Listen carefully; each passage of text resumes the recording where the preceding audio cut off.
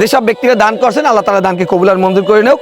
আর আমি তো একজন ব্যবসায়ী, সবসময় গালি দিতে আসেন, আলহামদুলিল্লাহ আমার আরো ভালো লাগে। ঝাড়ু পিছা যা আছে ঘরে সবাই মিলিয়ে দিল্লে আরো গালি দেন, খামার দেন, যদ্দূর কোনো সমস্যা নাই। তো শুধু একটাই কথা ভাই, এই মসজিদটা সম্পূর্ণ করতে চাই। যারা এই মসজিদের সাথে জমি দিয়েছেন আল্লাহ তাদেরকে নেক হায়াত দীর্ঘ সুস্থ দান করুক। এবং এই মসজিদের সাথে যারা বর্তমানে কাজ করতেছেন আল্লাহ সবাইরে এই মসজিদ মাদ্রাসা কাজে লাগিয়ে নিয়োজিত করে না। এই একজন আমার জসিম কাকা এই মসজিদেরই খাদেম, আল্লাহ তাকেও নেক হায়াত দীর্ঘ সুস্থ দান করুক। যেসব মিস্ত্রিরা কাজ করতেছেন আল্লাহ তাদেরকেও নেক হায়াত দীর্ঘ সুস্থ দান করুক। আর যেসব ব্যক্তি দান করছেন তাদের আব্বা আম্মা দাদা দাদি নানা নানি ভাই বন্ধু আত্মীয় স্বজন পাড়া প্রতিবেশী যারা অন্ধকার কবরে শায়িত আছে এই দানের উসিলা আল্লাহ জানি ক্ষমা করিয়ে দেয়।